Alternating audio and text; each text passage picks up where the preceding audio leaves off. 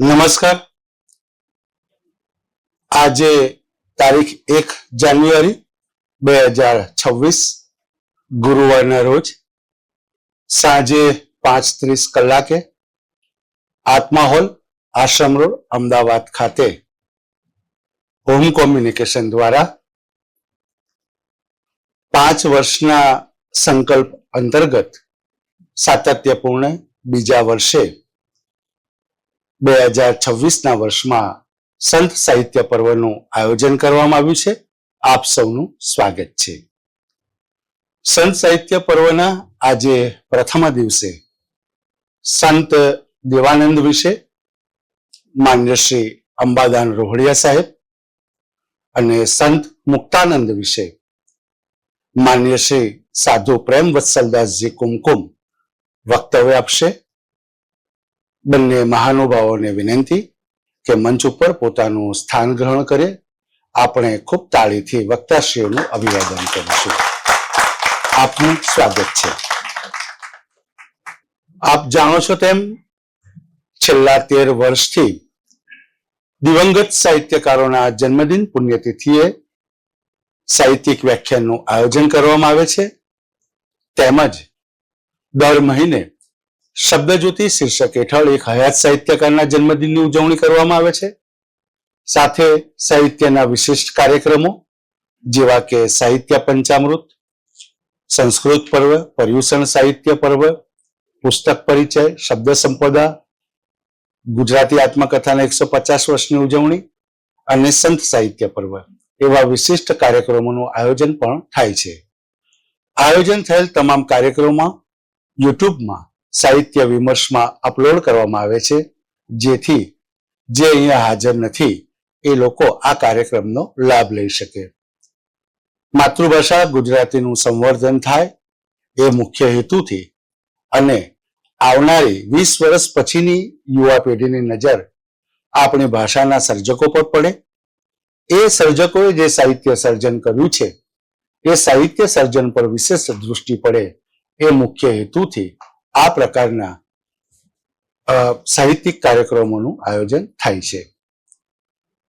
સંત સાહિત્ય પર્વનું આયોજન કરવા પાછળનો મુખ્ય હેતુ એ કે આપણી ભાષાના, ગુજરાતી ભાષાના સંતોએ જે સાહિત્ય સર્જન કર્યું છે એ સાહિત્ય સર્જન એમના સમુદાય પૂરતું, એમના ભાવકો પૂરતું સીમિત ના રહે અને તમામ ગુજરાતી ભાષાના ભાવકો સુધી એ સંતોનો પરિચય થાય અને એ સંતોએ જે સાહિત્ય સર્જન કર્યું છે એ સાહિત્ય સર્જન એમના સુધી પહોંચે, એ મુખ્ય હેતુથી આ પ્રકારના સંત સાહિત્ય પર્વનું આયોજન થાય છે.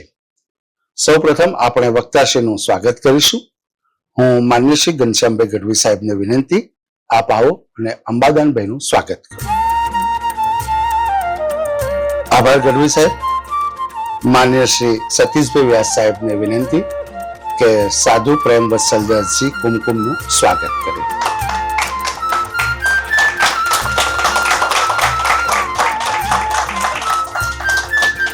આભાર વ્યાસ સાહેબ. કાર્યક્રમની રૂપરેખા કંઈક આ પ્રકારે રહેશે. સૌ પ્રથમ સંત દેવાનંદ વિશે માન્ય શ્રી અંબાદાનભાઈ રોહડિયા વક્તવ્ય આપશે અને ત્યારબાદ સંત મુક્તાનંદ વિશે સાધુ પ્રેમ વત્સલદાસજી કુમકુમ વક્તવ્ય આપશે. બંને વક્તાઓના વક્તવ્યની વચ્ચે સંચાલકની કોઈ ભૂમિકા રહેશે નહીં, જેની ખાસ નોંધ લેવા વિનંતી. વક્તાશ્રીના વક્તવ્ય પહેલા અને વક્તવ્ય બાદ અચૂક આપણે વક્તાશ્રીનું તાળીથી સન્માન કરીશું એવી નમ્ર વિનંતી. તો ખૂબ તાળીઓના સન્માન સાથે અંબાદાનભાઈ રોહડિયા સાહેબને વિનંતી, આપ આવો અને વક્તવ્યનો પ્રારંભ કરો. સ્વાગત છે સર. પરમ આદરણીય સંત શ્રી પ્રેમવત્સલ સ્વામી અને એમની સાથે ઉપસ્થિત સંતના ચરણોમાં મારા હૃદયપૂર્વક વંદન. આવા કાર્યો થતા હોય ત્યારે આપણાથી થાય એટલો સહયોગ કરવો જોઈએ, એટલે એ ભાવથી હું આજે આ વક્તવ્ય માટે આવ્યો છું. વાત છે સંત શ્રી દેવાનંદ સ્વામી વિશે. આપણે સૌ જાણીએ છીએ કે ભગવાન સ્વામિનારાયણ સહજાનંદ સ્વામી અને એમની સાથેની ઘણી બધી વિગતો એ આપ જાણો છો, એટલે હું એ સ્વામિનારાયણ સંપ્રદાયનો કેવી રીતે ઉદ્ભવ થયો, ત્યાં નેપાળ એમનો પ્રવાસ હોય, ત્યાં એમનો જન્મ થાય, પછી એ અયોધ્યામાં, અને લગભગ આમ ઘણી બધી આ વિગતોમાંથી પસાર થવાનું થયું ત્યારે કેટલીક બાબતો આપણને એવી લાગશે કે જે આપણી લૌકિક દ્રષ્ટિથી, આપણી દુનિયાવી દ્રષ્ટિથી આપણને એમ લાગે કે કદાચ આમાં અતિશોક્તિ હોઈ શકે, કદાચ આપણી વાત એ કેટલી સ્વીકૃત બને.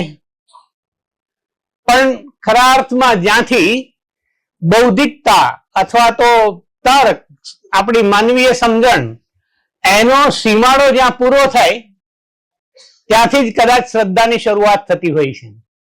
એટલે થોડાક વર્ષો પહેલા જેમને તમે જોયા હોય, જાણ્યા હોય, આપણા 8-10 પેઢી પહેલાના પૂર્વજોએ જેમના જીવન સાથે ઘણી બધી વિગતોથી વાકેફ થયા હોય, એને સહજ રીતે આટલી હદે સમાજ આખો સ્વીકારે, એની પાછળ એવી કઈ વિશેષતા અથવા તો એવું કયું તત્વ કામ કરતું હશે.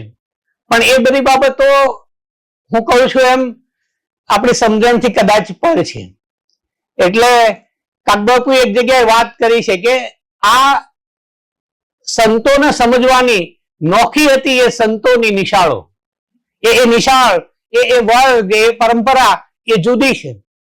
તમે જુઓ ને, જે દેવાનંદ સ્વામીની આપણે વાત કરવાના છીએ, એ દેવાનંદ સ્વામી નો જન્મ આપણા બગોદરા પાસે, એટલે ધોળકા અને ધંધુકાની વચ્ચે, અથવા તો તમે એને બાલ પ્રદેશ તરીકે ઓળખો. સાહેબ તો ત્યાં ધંધુકા કોલેજમાં હતા એટલે એમને એ પણ ખબર છે. તો એ બાલ પ્રદેશનું બળોલ ગામ, ક્ષત્રિયોનું નાનું ગામ, એમાં અમારી ચારણ જ્ઞાતિની વસ્તી, અને એમાં એ પરમ શિવ ભક્ત, એમના પિતાશ્રી પરમ શિવ ભક્ત, એ શિવ ભક્તને ત્યાં આ બાળકનો જન્મ થાય. આમે ચારણ એટલે શિવ અને શક્તિનો ઉપાસક હોય એ સહજ વાત છે. અને એના પિતાશ્રી બરોલની બાજુમાં ધીંગડા અને ત્યાંનું સાંકળેશ્વર મંદિર, એ મંદિરમાં પૂજા માટે જાય, નિત્ય પૂજા માટે જાય. એ પૂજાની જવાબદારી એના ઉપર એમ એને સ્વીકારેલી.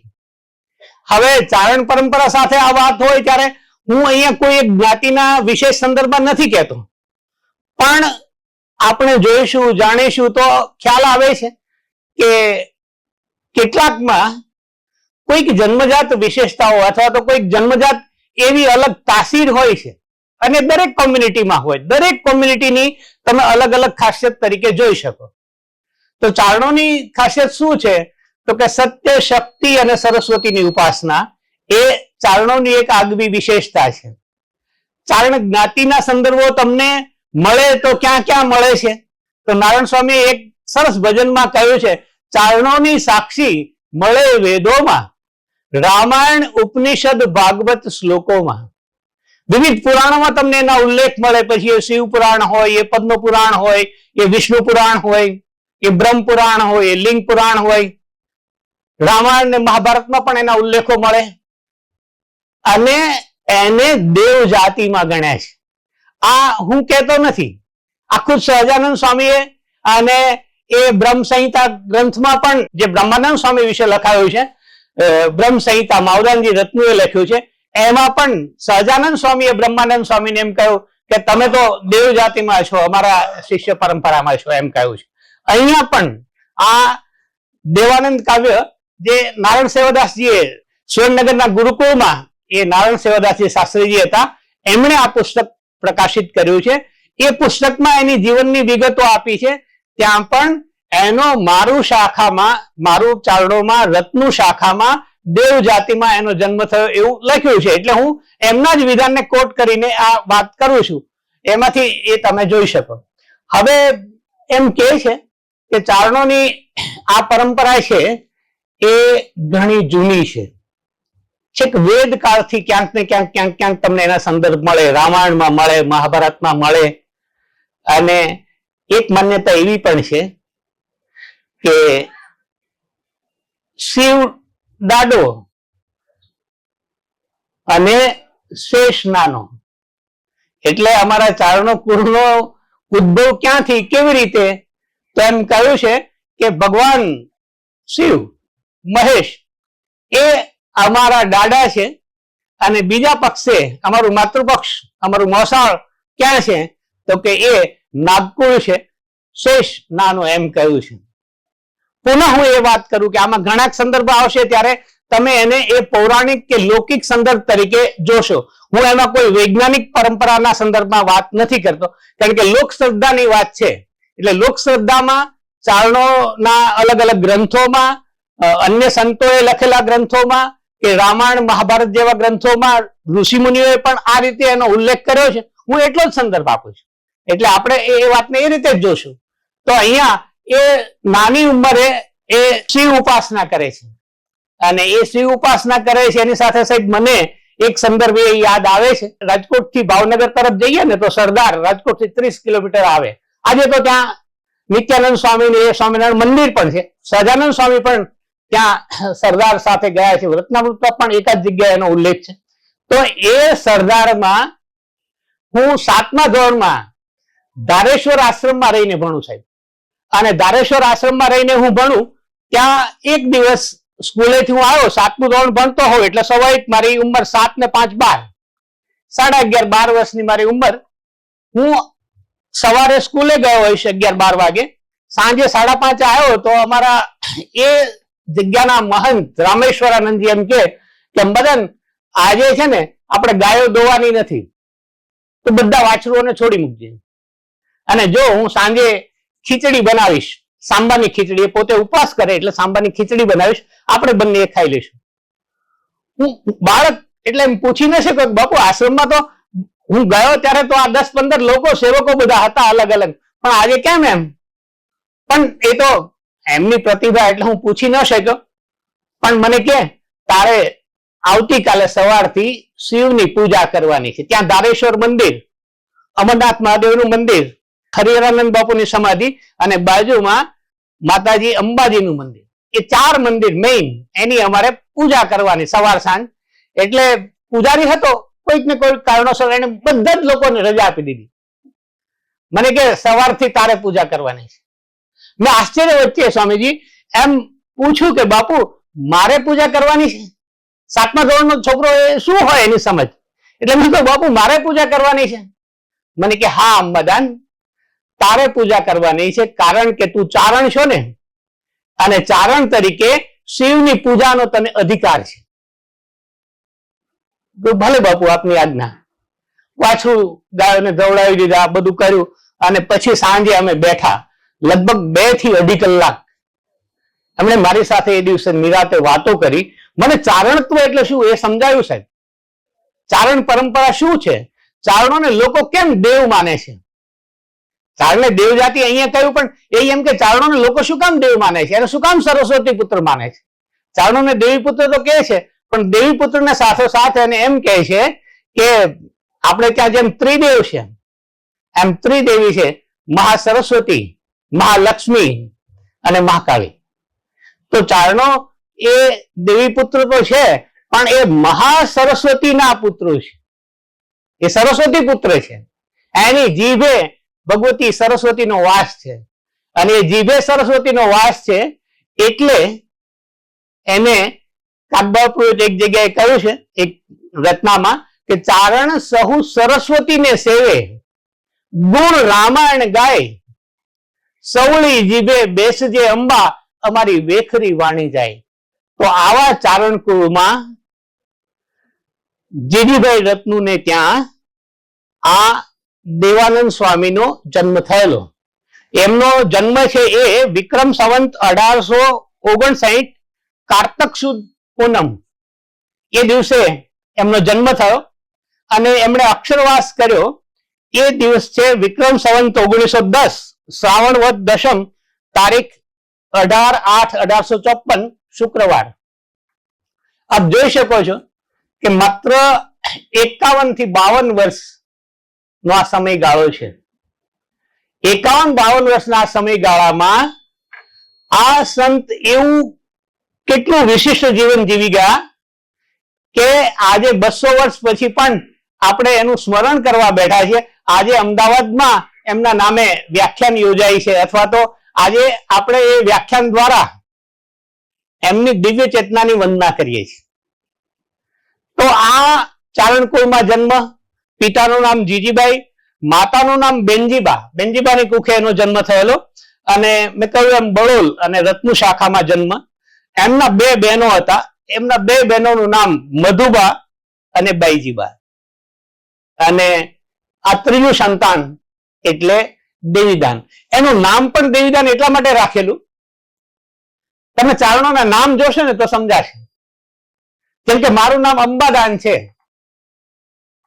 તો અમારે ત્યાં સંતાન પ્રાપ્તિને પૂર્વજો, વડીલો, માતા પિતા એ એમ ગણે કે આ બાળકનો જન્મ આપણા કુળમાં થાય એ કોઈક પ્રભુની કૃપા, એના પ્રસાદનું ફળ છે. એટલે કાં શિવદાન નામ હોય, કાં અંબાદાન હોય, એટલે અંબાની કૃપાથી જે બાળકનો જન્મ થયો છે એનું નામ અંબાદાન. એમ દેવીની કૃપાથી જેનો જન્મ થયો છે એટલે એનું નામ બાલ્યાવસ્થામાં જ દેવીદાન રાખેલું. આ દેવીદાન એમના પિતા સાંકળેશ્વર મહાદેવના પૂજારી, એટલે એમની સાથે પૂજાર્થે જાય. એ જ્યારે નાના હતા ત્યારથી એની આંગળીએ સાથે જાય, ક્યારેક કાંખમાં બેસાડીને લઈ ગયા હોય. અને કેટલીક વસ્તુ તો હું માનું છું, આપણી પરંપરામાં પણ આપણે સ્વીકારવી જોઈએ કે એ માતાના ઉદરમાંથી, માતાના કોઠામાંથી એ સંસ્કાર મળતા હોય છે. અને બીજી રીતે તમે કહો તો માત્ર એક જન્મે આવું વ્યક્તિત્વ પ્રગટે નહીં. એ વ્યક્તિત્વ આવા કેટલાક જન્મો જન્મના સંસ્કાર લઈને, કારણ કે આપણી ભારતીય પરંપરા, ભારતીય સંસ્કૃતિ એમ માને છે કે આ દિવ્યતા અથવા તો કર્મ એ કોઈ એક જન્મ ને કારણે નથી, એ આપણા જન્મ જન્માંતરના કર્મ હોય એને કારણે આપણો અમુક યોનિમાં, કારણ કે આપણે ત્યાં એમ છે કે 84 લાખ યોનિ, દેવાનંદ સ્વામીએ પણ એનું એક કાવ્ય લખ્યું છે કે 84 લાખ યોનિમાં માનવ જન્મ થાય અને એમાંથી એક જન્મ માનવ હોય, અને એમાં જો તમે સદકર્મ કરો તો તમારા આવાગમનના ફેરા એ ટળી જાય. કારણ કે જન્મ અને મૃત્યુ એ સૌથી વધુ પીડા છે, અને એમાંય માતાના ઉદરમાં 9 માસ બાળક રહે તો એ તો ખૂબ મોટી પીડા છે. પણ એ પીડામાંથી તમે તમારા કર્મ દ્વારા, કારણ કે કર્મ જ તમને દેવ બનાવે, કર્મ જ તમને દાનવ બનાવે.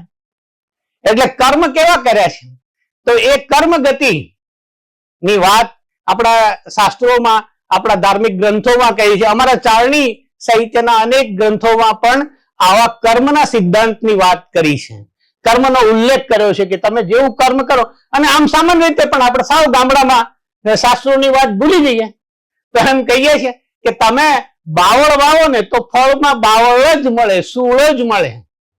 પણ તમે બાવળ વાવીને આંબાની કેરીની અપેક્ષા રાખો તો એ શક્ય નથી. એટલે કર્મ કેવું કરો એમ. તો આ પૂર્વજન્મના કેટલાક એવા સદકર્મોને કારણે એનો જન્મ થયો છે. પિતા સાથે અવારનવાર મંદિરે જવું, મંદિરમાં જાય તો ત્યાં શિવની પૂજા અર્ચના કરે, પિતા જે પૂજા અર્ચના કરતા હોય એનું એ બાળ સહજ અનુકરણ કરે. અને આ બધું જ બાળ સહજ અનુકરણ કરતા કરતા એનામાં દ્રઢતાથી ઉતરતું ગયું. હવે વર્ષ, 2 વર્ષ, 2.5 વર્ષ, એટલે હવે પેલું 3 વર્ષની ઉંમરે જવાનું શરૂ કર્યું હતું.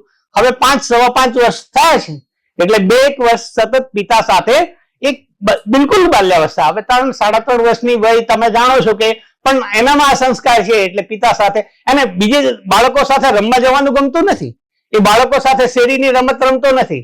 પણ પિતાજી મંદિરે જવાના હોય તો એ તૈયાર હોય, પિતા સાથે મંદિરે જાય અને ત્યાં પૂજા અર્ચના કરે.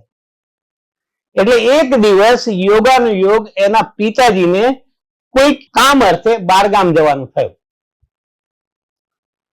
હવે પિતાજી જતી વખતે એને કહેતા ગયા કે બેટા જો મારે તો આજે અનિવાર્ય રીતે બહારગામ જવાનું છે, પણ તું સવારે આપણે નિત્ય પૂજા કરવા જઈએ છે ને એ રીતે પૂજા કરી આવજે.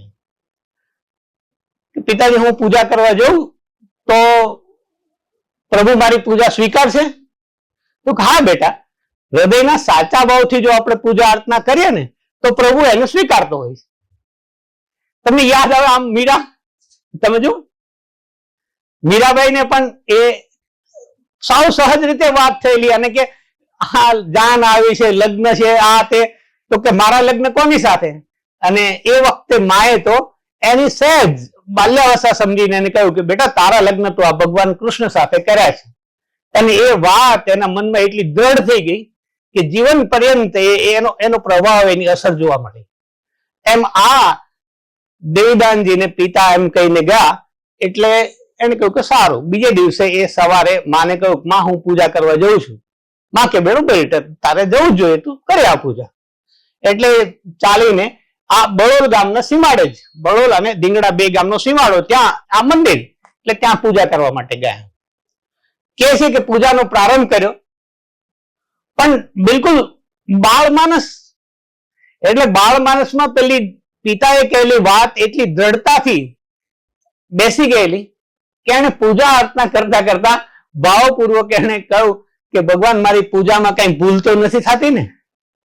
મેં જે મને મારા પિતાએ શીખ્યું એ પ્રમાણે મેં મારી આ પૂજા તમને કરી છે, પણ એમાં કઈ ભૂલ હોય ને તોય તમે એને સ્વીકારજો, અને એ સ્વીકારી છે તો એની મને ખાતરી કરાવજો. એવી એક નામદેવની કથા મળે છે, એક નામદેવ ભગતની કથા મળે છે. એ પણ બાલ્યાવસ્થામાં એની માતાને કારણે ભગવાનને જમાડવા જાય છે અને થાળ જમાડવાની એ બધી વાત આવી જ રીતે અને બિલકુલ સિમિલર ચાલતી હોય ને એવી એ કથા નામદેવ ભગતની હતી. મારા દાદીમાના મુખેથી મેં એ સાંભળેલી બહુ વર્ષો પહેલા. એટલે આ આજથી હું માનો કે 60-61 વર્ષ પહેલાની આ વાત તમને કહું છું. પણ આ પ્રસંગ વાંચ્યો એટલે મને તરત જ યાદ આવ્યું કે હા આવી કથા એક નામદેવજી વિશેની છે. એમ આ કથા એને કહ્યું કે આ પૂજા સ્વીકારજો, અને ભાવપૂર્વક જોયે આંખમાં જળજળી આવી ગયા, કારણ કે હજી કોઈ પ્રતિભાવ મળતો નથી. અને બાળ સહજ સંવેદના સમજીને ભગવાને જાણે એના મનમાં એક ભાવ પ્રગટાયો. એને જાણે એમ થયું કે મને શિવજી દર્શન આપે છે અને શિવજી મને એમ કહે છે કે તું માગી લે. એટલે પેલો બાળક 5.5 વર્ષનું બાળક એમ કહે છે કે જો પ્રભુ આપ પ્રસન્ન થયા હો ને તો મને મોક્ષ આપો. હવે આ બાળક 5.5 વર્ષની વયે મોક્ષ માગે એ જ આશ્ચર્ય, તમે જો. પણ એ બાળક એમ કહે છે કે પ્રભુ તમે પ્રસન્ન થયા હોય એની ખાતરી હોય તો તમે મને મોક્ષ આપો. હવે એ મોક્ષ આપવાની વાત કરે એટલે શિવજી એને એમ કહે છે કે ભાઈ તને મોક્ષ તો મળવાનો જ છે, મોક્ષ મળશે એટલું નહીં, તમે પરમબ્રહ્મ પરમાત્મા પ્રત્યક્ષ દર્શન આપશે. એટલે વળી બાળ માનસ પેલું પાછું પ્રશ્ન કરે છે. પ્રશ્નોપનિષદની વાત આપણને યાદ આવે, અથવા તો એમાંથી કે પણ મળે તો કેવી રીતે મળે, અને મળે તો હું ઓળખું કેવી રીતે? તમે કહો છો કે મળશે, પણ મને મળે તો ક્યારે મળે, ક્યાં મળે, અને મળે તો ઓળખું કેવી રીતે? એટલે કહે છે કે ભાઈ તને એ ભગવાન જે પ્રગટ પુરુષોત્તમ રીતે પ્રગટ થયા છે સહજાનંદ, અહીંયા તારે ત્યાં આવશે, તારા ગામમાં આવશે, તને લેવા આવશે. અને આવે ને તો નિશાની એ કે એ જ્યારે સ્થાન પર બેઠા હશે તો એ વખતે એની જીભ કોડીને અડતી હશે. હવે આ બાળ માનસે તો માની લીધું. ઘરે આવ્યા, માને કે માં મને શિવ પ્રસન્ન થયા અને વરદાન આપ્યું છે. માં કે હા બેટા તને વરદાન આપ્યું છે તો સાચું. એને તો એમ કે બાળ માનસ છે એટલે રાજી રે. એ વખતે માના મનમાં બીજો કોઈ ભાવ નથી, એના મનમાં તો આટલું જ છે કે ઠીક છે બાળકની ભાવના છે ને એ રાજી રે. એટલે કે બેટા સારું, ભગવાન તારે પ્રસન્ન થયા ને તો આપણે તો શિવના વરદાન જ મળતા હોય એટલે ભલે એ આવે અને તને દર્શન આપે તો સારું છે. થોડોક સમય થયો. હવે જો 1859 જન્મ છે અને 1965 એટલે એની 6-6.5 વર્ષની ઉંમર છે. એ વખતે જેતલસરમાં એક યજ્ઞ, એક ધાર્મિક કાર્ય એ પૂર્ણ કરીને સહજાનંદ સ્વામી ત્યાંથી ગઢપુર એટલે કે ગરડા જવા નીકળ્યા.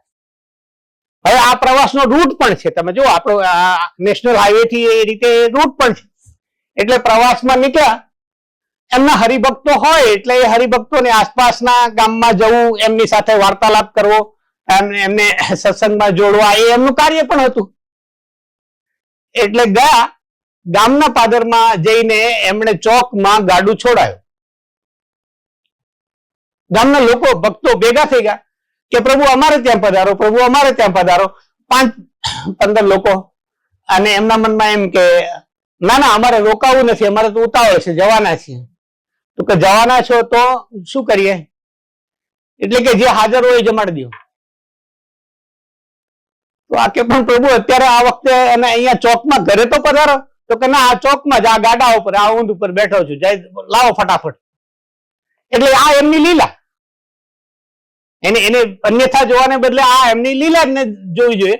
એટલે એમણે કહ્યું કે અહીંયા જ લાવો, જે લાવો. એટલે પેલો ભરવાડ રૈયાભાઈ ખટાણા હતા, એ કે હું દૂધ નહીં, લઈ આવો. તો કે આ બીજું શું લાવું, રોટલા? તો કે ના ના એવું નહીં, આ તો ભાલ છે ને, એટલે બાલિયા ઘઉં બહુ સારા, એટલે બાલિયા ઘઉંની થૂલી બનાવીને ફટાફટ લાવો. અને થૂલી આપણી આજની જે મેગી બનાવી એટલી ઝડપથી તૈયાર થઈ જાય. એટલે ફટાફટ થૂલી બનાવી અને થૂલીને દૂધ લઈને આવ્યા, તાંસળીમાં પીરસ્યું. અને સ્વામીજી એ ગાડાની ઊંટ પર બેઠા બેઠા જ એ તાંહળીમાં થૂલી અને દૂધ એને મેળવીને એમણે જમવાનું, એને આરોગવાનું શરૂ કર્યું. પણ સામાન્ય રીતે તાંસળીમાં થૂલી ઓછી હોય ને દૂધ વધુ હોય. ધાર્યું હોત તો એ પી શક્યા હોત. આપણે ડોળીને પી જ જતા હોય. તમે જો કલકત્તા બાજુ જાઓ ને તો પેલી સાયકલ ચલાવતા હોય છે લોકો, તમે પગ સાયકલ, અને એ લોકો બપોરે ખાવાનું ન મળે તો લોટ ડોઈને સીધો પી જાય. એટલે એ જ રીતે જે પી શક્યા હોત. પણ એમણે હાથમાં લઈને મોઢામાં કોળિયા મૂકવાનું શરૂ કર્યું. જેવું હાથમાં લઈને કોળિયો મૂકે, રેગાડા ચાલે દૂધના એના, અને હાથ ઉપર બે કોણી નજીક જાય એટલે પાછા કોણી આમ કરી જીભ અડાડીને એને ચાટવાનું શરૂ કર્યું. એટલે કેટલાક લોકોને કુતૂહલ થયું કે આવા ભગવાન થોડા હોય, આ બધા ખોટા માને છે, આવા ભગવાન હોય નહીં, આ તો કોઈક સાધુ છે. એટલે એમ કરીને, કારણ કે તુલસી ઇસ સંસાર મેં બાત બાત કે લોગ, એટલે એની પોતાની સમજ પ્રમાણે, એની દ્રષ્ટિ પ્રમાણે, જાકી જેસી દ્રષ્ટિ. તમને ખબર છે કે જેની જેવી દ્રષ્ટિ એવું એને દર્શન મળે.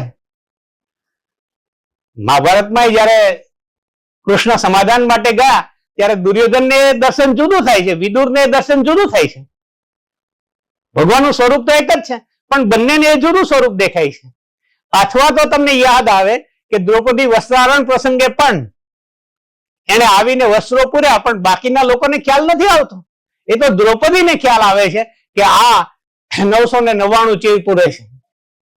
એટલે એમ પેલી થૂલી સહેબી ચાટવી, અને પેલું દૂર બેઠેલો બાળક કે ત્યાં ઉભેલો બાળક, એને પેલી ઘટના યાદ આવી કે હા બરોબર, પાક્કું 100% સાચું. અને આ 100% સાચું એ તો હું મારી ભૂલને કારણે કહું છું. પણ એના મનમાં એમ થયું કે ના, આ જે એંધાણી આપી હતી ને, નિશાની આપી હતી, એ સાચી છે. એટલે આ જ ભગવાન છે ને એ જ મને લેવા આવ્યા છે. એટલે એ જઈને દોડીને પગમાં પડી ગયો કે પ્રભુ મારા ઉપર કૃપા કરો, મને તમારા શિષ્ય તરીકે સ્વીકારો, મને સાથે લઈ જાઓ. એટલે એમણે હસતા હસતા કહ્યું કે તમારી વાત સાચી છે, હું તમને લેવા જ આવ્યો છું, પણ જો એ પહેલા તમારા માતા પિતાની આપણે આજ્ઞા લેવી પડે. હું તમને એમને ન લઈ જઈ શકું, તમે તો બાળક છો. એટલે બાળક દોડીને માતા પિતા પાસે, માને કે માં જો હું તેથી કહેતો હતો ને, આ એ જ ભગવાન આવી ગયા, શિવે મને વરદાન આપ્યું તો એ જો લેવા આવી ગયા છે, હવે ના ન પાડતી. અને માતા પિતાએ બાળકનો ભાવ જોઈને એ સહજતાથી સ્વીકાર, બાકી એ દોયલું છે સાહેબ, આટલા નાના બાળકને સોંપી દેવો, એ સહજતાથી સોંપી દેવો એ બહુ શક્ય નથી હોતું. પણ આ તો પરમ તત્વની પ્રેરણા છે, અને એ પરમ તત્વની પ્રેરણા થાય તો કશું અસંભવ પણ નથી. એટલે માએ કહ્યું કે હા બરોબર છે બેટા. અને માતા પિતાએ આવીને એમણે એ સહજાનંદ સ્વામીને આ 5.5 વર્ષની વયનું બાળકને સોંપ્યું. સાથે લઈને ગયા, ગઢપુર ગયા તો ત્યાં બ્રહ્માનંદ સ્વામી એ આશિયા શાખાના ચારણ હતા. એનો પૂર્વજન્મ, જેમ દેવાનંદ સ્વામીનો પૂર્વ જન્મ ચારણકુળમાં થયો છે, એવી જ રીતે બ્રહ્માનંદ સ્વામીનો પણ પૂર્વાશ્રમના એ ચારણ હતા. એમનું ગામ રાજસ્થાનમાં ખાણ ગામ છે. આજે ત્યાં ખાણ ગામમાં, જેમ બળોલમાં આજે સ્વામિનારાયણ મંદિર છે, એમ ખાણ ગામમાં પણ સ્વામિનારાયણ ભગવાનનું મંદિર છે. અને એ ખાણ ગામમાં આ બ્રહ્માનંદ સ્વામીનો જન્મ થયો હતો. એમની સાથે પણ બનેલી એક ચમત્કારિક ઘટના કહું. એ હું ચમત્કારિક કરતા અને અલૌકિક કહું છું. એમ એ તમે એને દુનિયાવી રીતે જે રીતે મૂલવું એમાં મને કશો ભાવ અથવા તો ગમો અણગમો કશો જ ના હોઈ શકે. આ તો એ કહેવાયેલી વાત છે અથવા તો ક્યાંક લખેલી વાત છે, એ જ હું કહું છું. પણ એ વખતે કહે છે કે હજી સહજાનંદ સ્વામીનો જન્મ નહોતો થયો અને એમના ગુરુ રામાનંદ સ્વામી પ્રવાસ કરતા કરતા ખાણ ગામમાં આવેલા. અને પછી એ શંભુદાન આસ્યા એને ત્યાં એ રોકાયા અને રાત્રે સત્સંગ સભા થઈ. એમાં વાત કરતા કરતા એમણે ધર્મ, નીતિ, શાસ્ત્ર એની વાત કરતા હતા. તો કે છે કે એ વખતે લાડુબા એના ઉદરમાં રહેલા બાળકે એમ કહ્યું કે સ્વામીજી આ બધી વાતો તો ઠીક બહુ થઈ, તમે તો પ્રગટ પુરુષોત્તમની વાત સંભળાવો ને. લોકોએ આમ આશ્ચર્યચકિત કે હા અવાજ ક્યાંથી? પણ આપણે ત્યાં ભારતીય પરંપરામાં અને હવે વિદેશમાં પણ મેડિકલ સાયન્સ વિદેશમાં પણ હવે સ્વીકારવાનું શરૂ.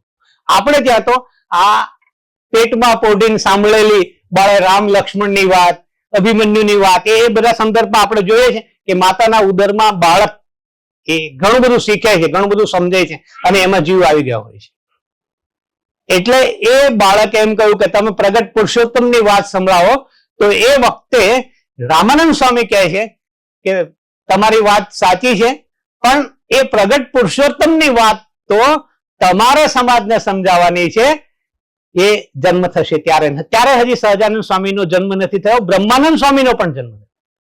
એ સમયની આ વાત છે. એમ અહીંયા એમને લઈ ગયા, બ્રહ્માનંદ સ્વામીને સોંપ્યા અને એમને કહ્યું કે આ દેવાનંદ, એ વખતે એમનું દેવાનંદ નામકરણ હજી નથી થયું, પણ આ બાળક એ ભક્તિના રંગે રંગાયેલો છે. એમના એક્ઝેક્ટ શબ્દો છે એ એવા છે, એ એમ કહે છે કે જો એ કહે છે વય નાની છે, ગજુ મોટું છે. આ 5.5 વર્ષનો બાળક છે ને, એની વય તો નાની છે પણ એનું ગજુ મોટું છે, એની તાકાત મોટી છે. એટલે હું એને સમજીને લાવ્યો છું અને હવે તમારે એને તમારી સાથે રાખીને શીખવવાનું છે. શું શીખવવાનું છે? તો કે એને ભક્તિ શીખવવાની છે, એને જ્ઞાન અને વૈરાગ્ય શીખવવાનું છે અને સાથે સાથે તમારે એને શાસ્ત્રો, સાહિત્ય શીખવવાનું છે. એટલે બ્રહ્માનંદ સ્વામી કે પ્રભુ જેવી આપની આજ્ઞા. અને પછી એમણે એને પોતાના શિષ્ય તરીકે સ્વીકાર્યા. એ શિષ્ય તરીકે સ્વીકાર્યા. એકાદ વર્ષમાં ઘણું બધું ધાર્યા કરતા એની અપેક્ષાથી કદાચ તમે એમ કહો કે 10 ગણું ઝડપી. એ સામાન્ય રીતે 5.5-6 વર્ષનું બાળક જે શીખી શકે એનાથી 10 ગણો વધુ ગ્રાસ્પિંગ પાવર, એની સમજણ શક્તિ એટલી દિવ્ય. એટલે એ ઘણું બધું ધાર્યા કરતા વધુ એની પાસેથી શીખેલા. અને એકાદ વર્ષ થતા થતા તો એમને એમ લાગ્યું બ્રહ્માનંદ સ્વામીને કે આ કોઈક દિવ્ય ચેતના છે. એટલે એ પોતે સામે જઈને સહજાનંદ સ્વામીને એમ કહે છે કે પ્રભુ આ બાળકને હવે સફેદ લુગડામાં, એટલે કે પાર્ષદ તરીકે આપણે રાખવાની જરૂર નથી. 1 વર્ષ એને પાર્ષદ તરીકે સેવાઓ કરી છે, એને જોઈતું શિક્ષણ મળી ગયું છે. હવે આપ એને દીક્ષા આપો. અને 7 વર્ષની ઉંમરે એ બાળકને દીક્ષા આપવામાં આવી.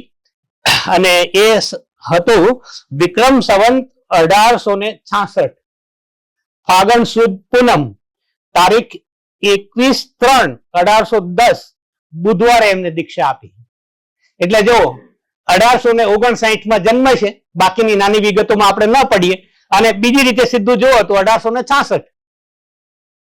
એટલે 7-8 વર્ષની ઉંમરે આ બાળકને સ્વામીજીએ દીક્ષા આપી. બ્રહ્માનંદ સ્વામીએ સાક્ષી પૂરી કે હા એનામાં આ તાકાત છે, તમે એને દીક્ષા આપો. અને દીક્ષા આપીને એમનું નામ રાખ્યું અભેદાનંદ. અભેદાનંદ તરીકે એનું નામકરણ થયું, કારણ કે સંત ને દીક્ષા આપ્યા પછી એનું પૂર્વાશ્રમનું નામ બદલી દેવામાં આવે છે, એટલે એ પૂર્વાશ્રમનું નામ બદલી દીધું. જેમ બ્રહ્માનંદ સ્વામીનું નામ લાડુદાન હતું, એ લાડુદાન નામ બદલીને એને બ્રહ્માનંદ કહ્યા હતા, એમ આને પણ નામ બદલીને અભેદાનંદ રાખ્યું. પણ હવે આ બાળક જયારે જયારે પદ રચે, કાવ્યો રચે, તો એ પદ રચતા રચતા, કાવ્યો રચતા રચતા એને જયારે અંતે નામાચરણ મેળવવું હોય, તો એ નામાચરણમાં અભેદાનંદ થોડુંક એડજસ્ટ ના થાય, થોડુંક સૂટ ના થાય, કમ્ફર્ટ ના રહે. એટલે વળી કંઈક વાત થઈ અને બ્રહ્માનંદ સ્વામીએ સહજાનંદ સ્વામીને કહ્યું કે તમે આ થોડુંક નામ આપણે બદલીએ તો કેમ? એટલે અમને કહ્યું હા, નામ બદલીએ. પેલું દેવીદાન હતું ને, જો એ દેવીનું જ દાન એના પિતાશ્રીએ કહ્યું હતું, તો હવે આપણે એને દેવદાન કહીએ, દેવાનંદ કહીએ. અને એમના બધા જે અષ્ટનંદ કવિઓ છે, એટલે બધા નંદ કવિઓનું પાછળ બ્રહ્માનંદ, પૂર્ણાનંદ, આ તો એમણે દેવાનંદ નામકરણ કર્યું. આ ઘટના થઈ 1866. હવેના સમયમાં એમણે જે કાર્ય કર્યું, એ કાર્યમાં 1866 થી માંડી અને 1888, 1865 માં લાવ્યા હતા, ત્યાંથી કુલ 23 વર્ષ સુધી બ્રહ્માનંદ સ્વામીના સાનિધ્યમાં રહીને એમણે ભક્તિ ઉપાસના કરી. બ્રહ્માનંદ સ્વામીનું સાનિધ્ય એ કે અને ભગવાન સહજાનંદ સ્વામીને રાજી રાખવાના, એટલે એ રાજી થાય એવા પદોનું સર્જન કરવાનું, સંગીત વિદ્યામાં પારંગત બનવાનું, એ સરોદ વાદન કરે, સિતાર વાદન કરે, રાજ્યસભાઓમાં જાય અને ત્યાં પણ એના થોડાક ઉદાહરણો આપણે આગળ જોઈશું. પણ આ 23 વર્ષ ગુરુના સાનિધ્યમાં રહ્યા. અને બ્રહ્માનંદ સ્વામીએ આપ જાણો છો કે સૌ પ્રથમ વડતાલનું મંદિર બાંધ્યું, એ પછી જુનાગઢનું મંદિર બાંધ્યું અને એ પછી મૂળી. 3 શિખરબંધ મંદિરો બાંધવામાં બ્રહ્માનંદ સ્વામી નું યોગદાન છે. અને એ 3 શિખરબંધ મંદિરો બાંધ્યા. એ 3 શિખરબંધ મંદિરોના કાર્યમાં બ્રહ્માનંદ સ્વામીના સાનિધ્યમાં રહીને શિષ્ય તરીકે દેવાનંદ સ્વામીએ પણ ભારોભાર એટલી જ સેવા કરી છે. એટલે 3 મંદિરો સામે વડતાલની વાત હોય, જુનાગઢની વાત હોય કે મૂળીની વાત હોય, એ 3 મંદિરમાં એમણે સ્વામી સાથે રહીને સહયોગ કર્યો. વિક્રમ સંવંત 1879 માસુદ પાંચમ તારીખ 6/2/1823 ના મૂળી મંદિરમાં મૂર્તિ પ્રતિષ્ઠા કરવામાં આવી. એ મૂર્તિ પ્રતિષ્ઠા કોની થઈ? તો શ્રી રાધાકૃષ્ણ દેવ, શ્રી હરિકૃષ્ણ મહારાજની મૂર્તિની પ્રતિષ્ઠા અને ખુદ સ્વામીજીએ પોતાના હસ્તે કરી. એ મૂર્તિ પ્રતિષ્ઠા વખતે એમણે જે ચેતના આજે પણ સંપ્રદાયમાં એ કહેવાય છે, મેં નારાયણ સેવાદાસજીના મુખે સાંભળ્યું છે. વિક્રમ સંવંત 1888 જેઠ સુદ દસમ તારીખ 19/10/1832 બ્રહ્માનંદજી ધામમાં પધાર્યા. અને એ પૂર્વે એમણે આ સિતાર આપેલો અને નિત્ય ગાન કરવાની વાત કરેલી, કલમ પણ આપેલી અને એ સચવાયેલું છે. સદગુરુ બ્રહ્માનંદ સ્વામી ધામમાં ગયા પછી આચાર્ય અયોધ્યા પ્રસાદજીએ મૂળી મંદિરના મહંતની જવાબદારી, આચાર્ય અયોધ્યા પ્રસાદજીએ મૂળી મંદિરના મહંતની જવાબદારી દેવાનંદ સ્વામીને સોંપી અને એ પછી 22 વર્ષ સુધી એમણે મૂળી મંદિરમાં મહંત તરીકે ફરજ બજાવી. એ મહંત તરીકે ફરજ બજાવી એ દરમિયાન મંદિરની, કારણ કે શરૂઆતમાં જે હજી તો એ પ્રારંભ હતો, એટલે એ પછી મંદિરની ઘણી બધી જે કાંઈ સુવિધાઓ ઊભી કરવાની હોય, આવશ્યકતા હોય, એ બધા માની લો કે તમે એમ ગણો કે ભોજનાલયથી માંડીને સંતોના નિવાસ માટેની અને અન્ય વ્યવસ્થાઓ એ બધી પણ એ દેવાનંદ સ્વામીએ ઊભી કરી. સાથે સાથે એમણે ત્યાંનું માંડવરાયજીનું મંદિર, એ માંડવરાયજીના મંદિરનું ગુમ્મટ પણ એમણે પોતે સાથે રહીને બંધાયો. ગામના હનુમાનજીનું મંદિર એ બધામાં પણ સહયોગ કર્યો. અને સાથે સાથે આખા ઝાલાવાડ પંથકમાં, પોતે ચારણ હતા ને, એટલે એ સમયે ક્ષત્રિય, એક તો મૂળી ક્ષત્રિયોનું કેન્દ્ર અને ઝાલાવાડમાં પણ અનેક રજવાડાઓ ચારણોને, એટલે એ બધા સમાજમાં, અને માત્ર ક્ષત્રિયો નહીં, મને કહેવા દો કે 18 આલમ, એમાં દરેક કોમ્યુનિટીના છે, દરેક કોમ્યુનિટીના હરિભક્તો છે. એ પછી ચારણો હોય, એ બારોટો હોય, એ પટેલ હોય, એ અનેક, એટલે તમે 18 આલમની, હું અહીંયા એક બે જ્ઞાતિની વાત કરું તો તમને એમ લાગશે કે બાકીના, પણ 18 આલમમાંથી જેમનામાં ભક્તિનો ભાવ હોય એવા ભક્તોને એમણે આ ભક્તિભાવ તરફ વાળા, સ્વામિનારાયણ સંપ્રદાય તરફ વાળા, અને ખાસ કરીને વ્યસન મુક્તિ, આ અન્ય એવા જે સમાજ માટે એમ લાગે કે ઉચિત નથી એવા કાર્યોમાંથી એમને પાછા વાળીને અધ્યાત્મના માર્ગે વાળીને સંપ્રદાયની વિચારધારાનો પ્રચાર પ્રસાર એમણે ખૂબ સારી રીતે કરેલો. 1910માં એક દિવસ એમણે પોતાના એક દરજીને, એ દરજીનું નામ પણ છે મૂળજી ભગત, એમને બોલાવ્યા. એ દિવસ હતો શ્રાવણ વદ નોમ, વિક્રમ સંવત 1910. એટલે દરજીને બોલાવ્યો અને એમ કહ્યું કે ભાઈ એક કામ કર. કે શું? તો કે તું છે ને કાલે એક વિમાન, એટલે આ સંત પરંપરાનું નામ છે, એની બીજી રીતે જોવો તો પાલખી, એ તું તૈયાર કરીને સીવીને લાવજે. કે કેમ સ્વામીજી? કે બસ હવે મારે કાલે છે ને અક્ષરધામમાં જવાનું છે અને પ્રભુ મને લેવા આવવાના છે. એટલે કે પણ તમને કઈ તકલીફ નથી, તમારું શરીર સાવ નિરોગી છે, તમે સ્વસ્થ છો, અને કાલે ધામમાં ક્યાંથી જશો? તો કે ના, સંકેત આવ્યો છે, હું જવાનો છું. તો કે પણ મને વિશ્વાસ નથી બેસતો. કે હું તને કહું છું ને, અને તને વિશ્વાસ બેસે એટલા માટે એમ કહું છું કે સવારે તારા ઘરે તું ઉઠ અને બારણા પાસે જો 5 કુમકુમના પગલા હોય ને તો તું એ એંધાણી માનીને આવજે કે દેવાનંદ સ્વામી અક્ષરધામમાં પધાર્યા છે. એટલે એને એ તૈયાર રાખ્યું, પાલખી કે વિમાન. સવારે ઉઠ્યો, અચાનક બહાર આવીને જોયું, કારણ કે મનમાં વિશ્વાસ તો હતો ને કે આવું થોડું થાય એમ, પણ સવારે જોયું તો પેલા 5 કુમકુમના પગલા જોયા. એટલે એને એમ થયું કે ના, એટલે દોડતો દોડતો મંદિરે આવ્યો. મંદિરે કોઈકને પૂછ્યું કે સ્વામીજી ક્યાં છે? તો કે એ તો હમણાં પૂજા અર્ચના કરીને ગયા. એટલે બધાને એમ કે એ તો હમણાં પૂજા અર્ચના કરી છે અને પોતાના આસને ગયા હશે. તો કે ચાલો ત્યાં જઈએ. ત્યાં ગયા તો પોતે સિદ્ધાસન વાળીને સાવ સહજતાથી સમાધિ યોગની જેમ બેસી ગયેલા, અને અક્ષરધામમાં એને લઈ જવા માટે ખુદ પ્રભુ આવ્યા એવી એની ભાવના થઈ અને એ અક્ષરધામમાં પધાર્યા. આ એમના જીવનની મહત્વની ઘટના. હવે આપણે વાત કરવી છે કે એમણે કેટલાક પદો રચ્યા. એ પદો સાથે કેવી કેવી ઐતિહાસિક ઘટનાઓ છે. અનેક પદો છે, પણ એમાંથી મેં 5-7 પદો જે મહત્વના છે એનો ઉલ્લેખ કરું. તો એક તો બુરહાનપુરી રેંટાનો પ્રસંગ છે. એ ભાવનગર મહારાજા અમદાવાદ આવ્યા હશે, એને જોયું કે આ રેંટો ઉત્તમ છે. એટલે વેપારીને કહ્યું કે આવો રેંટો મળે? કે હા બાપુ મળે. સારું, ખરીદી શકાય? તો કે હા. એ તો ગયા, પણ પેલા વેપારીના મનમાં એમ કે બાપુને આવું ગમ્યું તો એ બુરહાનપુર ગયો, ઉત્તમ પ્રકારના કાપડમાં, વસ્ત્રમાં એ તૈયાર કરાવીને રેંટો લાવ્યા, અને લાવ્યા પછી મહારાજને બતાવ્યો. રાજી થયા. કહ્યું કે કેટલી કિંમત? તો કે 1800 રૂપિયા. એટલે પેલા એના જે કારભારી હતા, બાપુ 1800 રૂપિયા થોડા હોય.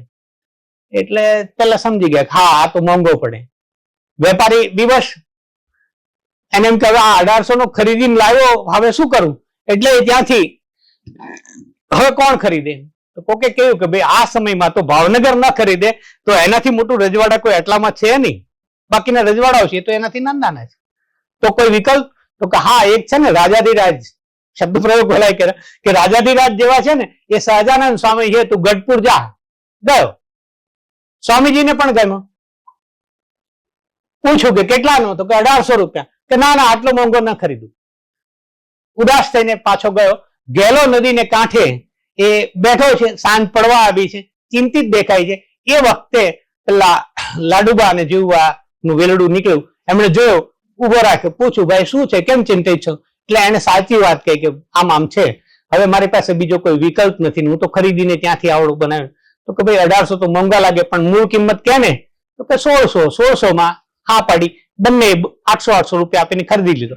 એમ લાગ્યું કે કોઈક ઉત્તમ સમયે આપીશું, હમણાં રાહ જોઈએ. અને થોડા સમય પછી એક દિવસ એ બીમાર હતા, એમાંથી સ્વસ્થ થયા એટલે એ રેટો લઈને ગયા કે આ આપના માટે. અને એમને યાદ આવી ગયું કે હા, આ રેટો તો પેલો, એટલે કે આટલો મોંઘો ખરીદવાને કોને કહ્યું, ન ચાલે, જાઓ પાછા. સ્વામીજીની લીલા ન ચાલે, ગયા. હવે કોને કહીએ? એટલે એમ કે બ્રહ્માનંદ સ્વામીને કહેવું. તો બ્રહ્માનંદ સ્વામી તો સખા ભાવથી રહેતા હતા, પણ બ્રહ્માનંદ સ્વામી જેવા પાસે ગયા ને, સ્વામીજી થોડાક પદો સંભળાવ્યા છે, મને ખબર છે કયા પદો સંભળાવ, જાઓ, નથી જરૂર, જાઓ જાઓ. એટલે એમને મોકલી દીધા. હવે કોક કેમ કે લોયાથી સુરાખાચરને તેડાવો, સુરાખાચરજીને તેડાવ્યા. એ આવ્યા, માથે ફાળિયું ઓઢીને આવ્યા, રોતા રોતા. એને છાના રાખ્યા, ભાઈ શું છે? તો કે હું તો 2 દિનો ભૂખ્યો છું, કારણ કે 2 દિવસથી સ્વામીજીએ ખાવાનું છોડી દીધું, વ્યવસ્થા બેસી. એટલે કે ભૂખ્યો છું. તો કે લાવો લાવો, ભોજનની વ્યવસ્થા કરો, તમે છાના રહ્યો. એટલે એને માથેથી ફાળિયું ઉતાર્યું. આંખમાં આંસુ તો હતા નહીં, આ તો નાટક હતું. ઓળખી ગયા, હા તમારું નાટક સમજી ગયો, જાઓ, તમારી જરૂર નથી. હવે કોણ કે? એ સમયે બ્રહ્માનંદ સ્વામીને એમ કે આપણે કોઈની વાતથી નથી માનતા, તો હવે આ બાળ સાધુને, આ નાના છે દેવાનંદ સ્વામી, એને કહીએ. અને એ પોતે ગયા અને સ્વામીજીને કે મારે પદ સંભળાવવું છે. સ્વામીજી કે સંભળાવો. એટલે એમણે એક પદ સંભળાયું, ક્યારે હરી મારે મંદિરી આવશો, મુને હેતે હસીને બોલાવશો. આ પદ ગાવા જોઈએ, પણ હવે એમાં જો એ રીતે, એટલે એ કહે છે ક્યારે મંદિરે આવશો ને ક્યારે હેતથી બોલાવશો. તો કે બુરહાનપુરનો રેંટો માથે બાંધીને ફૂલોના તોરા લટકાવશો, દયાનિધિ અમને દર્શન દઈને તનડાના તાપ બુજાવશો. દેવાનંદ કહે રાજી થઈને રસિયા, અધર સુધારસ પાવશો, ક્યારે હરી મારે મંદિરે આવશો. અને આ પદ સાંભળ્યા પછી સ્વામીજી પ્રસન્ન થયા. પેલી જે ઉદાસીનતા હતી, નારાજગી હતી, એ થોડીક દૂર થઈ ગઈ. બાળ સહજ સ્વભાવ. અને પાછા એના ચરણ પકડીને બેસી ગયા, આંખમાં અશ્રુજળ. એટલે એના બાળ સહજ ભાવથી પ્રસન્ન થયા કે બોલો બોલો, માગો, હું પ્રસન્ન થયો છું. કે પણ વરદાન આપો છો ને? કે હા. તો કે તો હવે આ રેંટો માથા ઉપર ધારણ કરો અને આપની ઉદાસીનતા છોડી દો, તો આપના પાછળ આ બધા જ ચિંતિત છે. અને પછી એ રેંટો એમણે ધારણ કર્યો. થોડા સમય અવારનવાર પ્રસંગો પહેરતાય ખરા. છેલ્લે એ પ્રેમ સખી પ્રેમાનંદ સ્વામીને ભેટ આપેલો, અને એ ગઢપુરમાં આજે પ્રસાદી તરીકે સુરક્ષિત છે. બીજું જ એવી એક ઘટના છે રતનસિંહ દરબારની. પડદરી, રાજકોટ પાસેનું ગામ, ત્યાંનો રાજ પરિવાર, ત્યાંના રતનસિંહ, એના એક દીકરી બા, એટલે એમના બેન, એ મોરબી સ્ટેટમાં પરણાવેલા, કુસુંબા એનું નામ. હવે એમને ત્યાં વર્ષો સુધી, 10, 15 કે 20 વર્ષ સુધી સંતાન ન થયું. નિસંતાન 20 વર્ષ વીતી ગયા. એટલે બધા પરિવારોએ નિર્ણય કર્યો કે એમના બીજા લગ્ન કર્યા. યોગાનુયોગ બાળકનો જન્મ થયો. બાળક 1.25 વર્ષનું થયું, ઉજવણી થઈ. અને એ નિમિત્તે બધાને એકત્ર કર્યા. અને એમાં આ રતનસિંહને પણ તેડાવેલા. અને એ આવ્યા, એ ઘોડે સવાર અદભુત, બાલાની વિદ્યા જાણે, અને એ કર્તવ્ય બતાવવા માટે આજ્ઞા થઈ. એ બધું યોગાનુયોગ એ થયું. અને અચાનક પેલું બાળક દોડીને સામે આવી ગયો, હાથમાંથી ભાલું છૂટ્યું, અણધારી. એટલે એ બાળક વિંધાઈ ગયું. અને આને એમ થયું કે ગજબ થયો, હવે તો મને મૃત્યુદંડ જ મળે ને. બધાને એમ થાય કે આ ભાણેજને, આણે પોતાની બેનને સંતાન નહોતું એટલે ઈર્ષ્યાભાવથી મારી નાખ્યો, હવે મને મોત જ મળે. એટલે ભાગ્યા. પાછળ સૈન્ય સંતાકુકડી રમતા રમતા થોડાક મહિનાઓ, થોડાક સમયગાળો વીતી ગયો, 10-11 મહિના થઈ ગયા છે. પણ એને એમ કે હવે મને આશ્રય કોણ આપે? એટલે કોઈ કે ક્યારેક સમજાયું કે તું દેવાનંદ સ્વામી પાસે જા, કદાચ એ પ્રભુની સંતની કૃપા થાય. ગયા, રોકાયા, સમજાયું કે ભાઈ મારી આ ભૂલ થઈ છે. તો કે એની પાછળ તારા મનમાં કોઈ પાપ નહોતું? તો કે ના, એવું કશું નહોતું, મારા અંતરમાં કોઈ પાપ નહોતું. આ દુર્ઘટના ઘટી ગઈ છે, આ એક વન ટાઈપ ઓફ એક્સિડન્ટ છે. એટલે કે જો આ અકસ્માત જ હોય, તારામાં દુર્ભાવ નહીં હોય, તો પ્રભુ તારી રક્ષા કરશે. એમ કરીને પોતાને ત્યાં રાખ્યા. પણ પેલાના મનમાં તો ભય જ. અને એનો ભય દૂર થાય એટલા માટે સ્વામીજીએ પદો રચ્યા, ધીરજ ધર રે તું અરે અધીરા, ઈશ્વર પૂરે અન્ને જોને, ખલક તણો છે ખટકો પ્રભુને, સાચું માને મન જોને, જન્મ્યું તેને જીવાડવાને ઉપાય શોધો શુદ્ધ જોને, હાડ માંસના હૈયા મધ્યે દેવે સરજ્યા દૂધ જોને. સાહેબ હું આ પદ વાંચતો હતો ને એટલે મને તરત જ સુખદેવ સ્વામીની ઘટના યાદ આવી કે અરણ્યમાં રહેતા એ સુખદેવ સ્વામી એક વાર ભિક્ષાર્થે નગરમાં જવું, બે સ્ત્રીઓ અને એક મોટી ઉંમરના એક યુવાન ભિક્ષા આપવા આવ્યા. સહજતાથી એને પૂછ્યું કે આ બંને કઈ તકલીફ છે કેમ? એટલે કહે છે કે ના કશું જ નથી. તો કે કેમ? આ એના શરીર પર બે ગુમડા તો, અને માએ એને સમજાવ્યું કે આમાં કોઈ વિકાર નથી, એના મનમાં વિકારનો ભાવ નથી, આ તો સહજતાથી એ પ્રશ્ન છે. એટલે કહે છે કે જો આ ને ત્યાં બાળકનો જન્મ થવાનો છે, એટલે બાળકનો જન્મ થવાનો છે ને એટલે પ્રભુએ એ બાળકના ભોજન, કારણ કે નાનો હશે ત્યાં સુધી જમી નહીં શકે ને, એટલે એના ભોજનાર્થે ભગવાને દૂધની વ્યવસ્થા કરી દીધી. અને પેલાને એમ થયું કે ઓહ, જેનો જન્મ નથી થયો એની જો પ્રભુ જતન કરતા હોય તો પછી મારે શું કામ ચિંતા કરવી જોઈએ? અને એ સંન્યાસના માર્ગે વળી ગયા. એમ અહીંયા એ કહે છે જો હાર્ડ માણસમાં પ્રભુએ દૂધ બનાવ્યું છે, આમ તો લોહી છે ને, પણ એ લોહી વચ્ચેથી એ દૂધ બને છે તો એ પરમ તત્વની કૃપા છે. એટલે એ અને આ ધીરજ આપીને પછી ધીમે ધીમે સમજાવ્યા તો કે હું એકલો તો જાઉં નહીં, મને મૂકવા આવો. ગયા. પડદરી પહોંચતા એ કોઈ ઘોડેસવારને આવતા જોયા એટલે એને એમ લાગે છે કે આ તો મને પકડી જશે, કે ડર નહીં. એના હાથમાં ખલતો છે, એમાં કંકુની કંકોત્રી છે અને કહે છે કે તમારા બેનને ત્યાં બાળકનો જન્મ થયો છે અને એ ખુશીમાં તમારા બધા જ ગુના માફ છે ને તમારું રાજ્ય પાછું આપે છે. અને એમાંથી 100 વીઘા જમીન, કારણ કે એને પહેલા તેમ કહ્યું કે આ રાજ્ય જ તમને સોંપેલું, મારે જરૂર જ નથી, કારણ કે આ તો તમારી કૃપાનું ફળ છે, મને તો મૃત્યુદંડ મળે. એટલે કહે છે કે ના એવું નહીં, તમે રાખો, અમે તો સંતો શું કરીએ એમ. પણ એ તમને પાછું પેલું શિવાજી મહારાજ ને રામદાસજી વાળી વાત યાદ આવે પેરેલલ, એમ અહીંયા પણ કે ના જોઈએ. છેવટે એ કહે છે કે કઈ નહીં, તમારી ભાવના છે ને 100 વીઘા જમીન આપો. અને 100 વીઘા જમીન મૂળી મંદિર પાસે વર્ષો સુધી એ રતનસિંહના પરિવારની હતી, એના પણ આધારો મળે છે. કૃષ્ણ લીલાના કેટલાક પદો એમાં છે, એની પણ આપણે વાત કરી લઈએ. પ્રભુને પામવા વૈરાગ્યના પદો એમણે રચ્યા છે. ખાસ કરીને નંદ સંતો વિશે સ્વામીજી મને પૂછતા હતા કે આ બધું તમને ક્યાંથી મળે છે? તો એક તો બ્રહ્મ સંહિતામાં છે, આપણા નારાયણ સેવાદાસજીએ બ્રહ્માનંદ અને દેવાનંદ કાવ્યો પણ લખાય છે અને એની સાથે બ્રહ્મ સંહિતામાં એ વિગતો છે. આપણે માધવપ્રિયદાસજીએ નંદ સંતો વિશે એક પુસ્તક લખ્યું છે, એમાં પણ છે. બળવંતભાઈ જાનીએ હમણાં એક આખી કોલમ શરૂ કરી છે, એમાં પણ આ દેવાનંદ સ્વામી વિશે ઘણું બધું છે.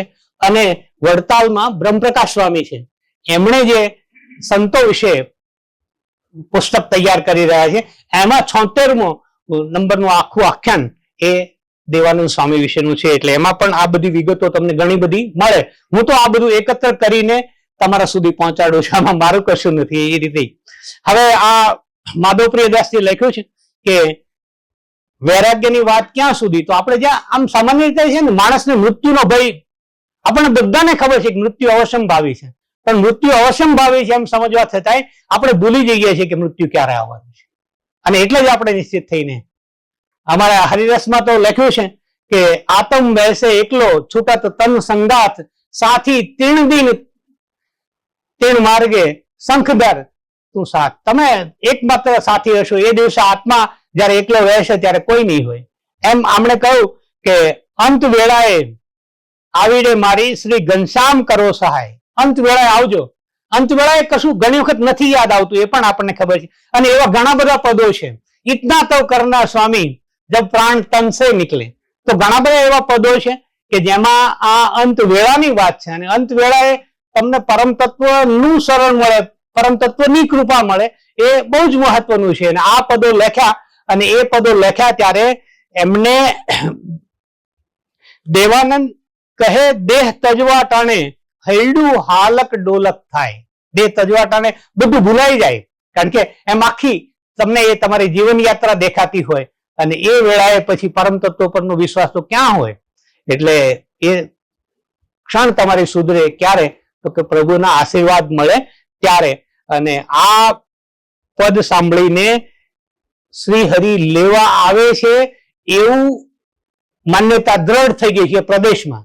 સાહેબ ત્યાં સુધી એ માન્યતા દ્રઢ થયેલી છે. એમ કહે છે કે બ્રહ્માનંદ સ્વામીએ કહ્યું કે આ પદ જ્યાં ગવાશે ને તો એ પદ સાંભળતા હશે એને પણ કલ્યાણ થશે, એનું પણ મોક્ષ થશે. અમારે ત્યાં હરિરસ માટે પણ એમ કહેવાય છે. આજે પણ યેસુદાસજી કૃત હરિરસના પાઠ અમે મરણાસન વ્યક્તિ પાસે કરીએ છીએ. એ શ્રીમદ ભગવદ્ ગીતા નું કમ્પાઇલેશન છે, પણ મરણાસન પાસે આ પદો પણ અંત વેળાએ ઝાલાવાડમાં, ખાસ કરીને ઝાલાવાડ પંથકમાં, આપ ક્યારેક એ હરિભક્તો સાથે વાર્તાલાપ કરો ત્યારે ખ્યાલ આવશે કે ઝાલાવાડ પંથકમાં આ પદો હજી મરણાસન વ્યક્તિ, અને ખાસ કરીને દેહ પીડાથી પીડાતો હોય, એમ લાગે કે હવે આ આત્મા પરમાત્મામાં મળી જાય તો સારું, એ ક્ષણે આ પદો આજે પણ ત્યાં ગવાય છે, એવી એની શ્રદ્ધા છે. થાળના પદો તો રાધાકૃષ્ણ દેવને અને હરિકૃષ્ણ મહારાજને મંદિરમાં થાળ ધરવા એની એક ઘટના પણ છે. એક ભટ્ટજી, એના માતા બીમાર, એને કહ્યું કે મારી અંત વેળા પછી તમે ત્યાં થાળ ધરાવજો. કે કેમ? તો કે મને ભગવાને આવીને કહ્યું છે કે હું ત્યાં હરિકૃષ્ણ મહારાજની મૂર્તિમાં બિરાજું છું કાયમ, કે ત્યાં થાળ ધરાવજે. અને એ થાળ ધરાવવાનું આયોજન થયું. એ વખતે ગઢપુરથી દાદા ખાચર, લાડુબા અને જીવવા પણ આવ્યા, રોકાયા. એમણે પણ એક દિવસનો થાળ અર્પણ કર્યો. અને પછી આ વાત કરતા કરતા કહે છે કે આ થાળ તો પ્રભુ જમે છે. તો કે એમ કેવી રીતે તમને ખાતરી? કારણ કે થાળ જમાડવા હોય ત્યારે તો પડદો હોય. તો કે તમે કયો. એટલે એ પડદા થી દૂર રહીને પણ દાદા ખાચર એમ કહે છે કે જો આ થાળમાં આટલી આટલી વાનગી પીરસાયેલી છે. અને પછી એમની શ્રદ્ધા વધે છે. એટલે પછી એમણે 6 દિવસના થાળ આપ્યા. અને ચોથે દિવસે લાડુબાઈને એમણે કહ્યું કે આપણે થાળ તો ધરીએ છીએ, પણ થાળના પદોનું ગાન તો કરતા નથી, એટલે કરવું જોઈએ. એટલે તમે જ રચો. અને દેવાનંદ સ્વામીએ થાળના પદો રચ્યા. એમાં ને 1-2 પંક્તિઓ. નાના ગ્રાસ લેવત મન ગમતા, નેણા ભરીને જોયા હરીને જમતા શીખે. આ પહેલી પંક્તિ છે. હવે હું છેક 55મી પંક્તિ સુધી જઉં છું. શીખે અને સાંભળશે ગાશે પ્રગટ પ્રભુનો થાળ વાલા, દેવાનંદ કહે દુખડા કાપે ગિરધારી ગોપાળ વાલા. એમ કરીને થાળના પદો રચાયા છે. એ પછી સંગીત વિદ્યામાં પારંગત હતા એટલે એમણે સુરતમાં હરદેશર કોટવાલને ત્યાં, વડોદરામાં ગાયકવાડને ત્યાં, નરનારાયણ દેવની મૂર્તિ અહીંયા અમદાવાદમાં પધરાવી એ સમયે, બોટાદમાં અને અન્યત્ર અનેક આવા, હું આ બધાનો ઉલ્લેખ કરવા જાઉં તો વધુ સમય જોઈશે. એટલે આવી અનેક ઘટનાઓમાં દેશના વિવિધ રાજ્યોમાંથી આવેલા ગવૈયાઓને, સંગીતકારોની સમક્ષ એમણે સંગીત પ્રગટ કરીને, પ્રસ્તુત કરીને એમની દિવ્યતાનો, કારણ કે એ પોતે તો કશું કે નહીં, પણ પેલા બધું પ્રસ્તુત કરે. પછી એમ થાય કે આ બધા તો કહે છે તો આ સંતોએ કંઈક, તો એ લોકો શું એ સંગીતમાં શું જાણતા હશે? પણ સહજાનંદ સ્વામી કહે કે તમે આ બધાને સાંભળ્યા ને, હવે આ તમે કયો તો આ 2 સંતો પદ રજૂ કરે. અને એવી રીતે જે પદો રજૂ થયા એમાં પણ દેવાનંદ સ્વામીની પ્રસ્તુતિ એવી વિશિષ્ટ રહી કે બધાને એમ લાગ્યું કે હા, આ અહીંયા અમદાવાદમાં તો એમ કહ્યું કે એને 100 સોનામોરો આપશું, શ્રેષ્ઠ હશે એને. બધાને એમ કે આ તો પણ તમે જ નિર્ણય કરજો. અને બધાએ નિર્ણય કરીને કહ્યું કે એ શ્રેષ્ઠ છે. સ્વામીજીએ બધાને 100 સોનામોરો આપી. એક વખત એ પ્રસન્ન થયા તો એમણે પોતે જરકસી જામા ધારણ કર્યા, તો એ આપવાનું. તો પેલા એની માથેથી ઉતારીને, કારણ કે સંત તો એ ધારણ કરે નહીં, એટલે એ ગવૈયાને અર્પણ કર્યું. તો ડબલી હતી એ પણ આપી. અને પછી આમણે કહ્યું કે મને, અને એટલે કે તમને હું ચાકડી આપું છું. એમને એ ચાકડી આપેલી. એ એમની સંગીત કલા, એ કલાને જ કારણે દલપતરામ એમના શિષ્ય પણ બનેલા. આપણા કવિશ્વર દલપતરામ જેને કહીએ છીએ વઢવાણ, એ દેવાનંદ સ્વામીના શિષ્ય બનેલા. એમની પાસે વ્રજ ભાષા પાઠશાળાનું જે દેવાનંદ સ્વામીને બ્રહ્માનંદ સ્વામી જ્ઞાન આપ્યું હતું, એ જ્ઞાન પછી, એટલે એ જ પરંપરાના એ. અને એના પછી નાનાલાલ, એટલે નાનાલાલમાં ડોલન શૈલી આવી. એની પાછળ એ પેલું એક છંદ શાસ્ત્રની પરંપરા. એટલે તો નાનાલાલ છેલ્લે એમ કહે છે કે કવિતા રૂપી સુંદરીને હવે આ છંદના ઝાંઝર નાના પડે છે, ડોલન શૈલીમાં નાટકો લખાયા. પણ એ પહેલા આ છંદ છોડો, પણ છોડતા પહેલા તમે એમાં પારંગત થયા હો. અને એ નાનાલાલમાં પણ તમને એ દેખાય છે. કૃષ્ણ લીલાના પદો છે, એમાં પણ રાધાજીની વાત છે. અને સાથે સાથે એમણે ઓધાજીને સંબોધીને પણ કેટલાક પદો લખાય છે. અને નિર્વેદની વાણી છે એના બે ઉદાહરણ સાથે મારી વાત પૂરી કરવા પ્રયત્ન કરું કે કૃષ્ણ લીલાના પદો છે એમાં એ રાધાજી એમ કહે છે કે નારી જોબન રૂપ જોઈને ગિરધારી ગેલા થઈ ફરો, મોંઘી મહીની ગોળી મારી તમે લેવાની લાલચ કરો. તુતારી તમે કહો મુજને, તુતારી તમે કહો મુજને, અમે શું તમારું દૂત્યું? મહીને માંડ લૂંટી લો છો, કહો છો દાસી દૂત્યું. આ રાધાજીના મુખમાં મુકાયેલા પદો છે. અને પણ અંતે તો સમર્પણ છે. એટલે છેલ્લા પદોમાં એ એમ કહે છે, ક્યારે મારે મંદિરે હરી આવશો, મુને હેતે હરીને બોલાવશો, દયાનિધિ અમને દર્શન દઈને તંગડાના તાપ બુજાવશે. એમના પ્રભાત્યાઓ પણ ખૂબ પ્રસિદ્ધ છે. નિર્વેદના બે પદો સાથે વાત પૂરી કરીએ. એ કહે છે કે સાચું તે સગપણ સમજ મન શ્યામ તણું, બાકી સહુ જૂઠું રે કશું નથી કામ તણું. દેવાનંદ કહે છે રટણ કર શ્યામ તણું, સાચું રે સગપણ સમજ મન શ્યામ તણું. આ માનવીય દુનિયાવી સંબંધો કેવા નિરર્થક છે એની પણ એમણે વાત કરી છે. ક્યાં થકી આવ્યા કોણ તારું સગું, જોને વિચારીને ફક્ત જૂઠો, પેટ પાપે ભરી કરમ કૂડા કરે, રોજ ઘનશ્યામથી ફરત રૂઠો. લોક લજ્જા થકી નરક જાવું નક્કી, એ જ અજ્ઞાન છે મૂળ મોટું. કહે દેવાનંદ ગર્ભ દુઃખ વિસર્યો, સુખ સંસાર ઘર બાર ખોટું. ગર્ભ દુઃખ વિસર્યો, માનવ જન્મ વખતે આપણે જે પીડા હોય એ વખતે હરિને વચન આપીએ છીએ કે અમે આમાંથી ઉગરીએ તો તમારી ભક્તિ કરીશું, પણ પછી મોહ માયામાં આસક્ત થઈને ભૂલી જઈએ છીએ. એટલે એ કહે છે કે મૃત્યુ તો કે તારે માથે નગારા વાગે મોતના, નથી એક ઘડીનો નિર્ધાર. આ એક ક્ષણ પછી તું શ્વાસ લઈ શકીશ એ નક્કી નથી, અને છતાંય આપણે દુનિયાવી મોહીએ છીએ. તોય જાણ્યા નહીં જગદીશને, મોટા મેલીને રાજ મરી ગયા, જોને જાતા ન લગી વાર. ઉદાહરણો સાથે ઘણું બધું કમ્પેર કરી શકાય, પણ એમાં પડીએ નહીં. તારા મનમાં જાણે છે મરવું નથી, એવો નિશ્ચય કર્યો નિર્ધાર, તેમાં ભૂલી ગયો ભગવાન. એને એમ છે કે મરવું નથી એટલે ભગવાનને ભૂલી જઈએ છીએ.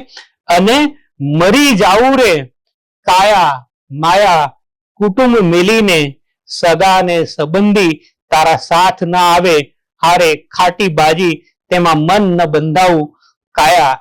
નિરર્થક છે એની આખી વાત. તો આવા વૈરાગ્યના પદો છે. ઘણી બધી વાત થઈ શકે. સમયની પાબંદીમાં મેં શક્ય એટલી વાત અહીંયા આટોપી લેવાનો પ્રયત્ન કર્યો છે. સૌને નમસ્કાર.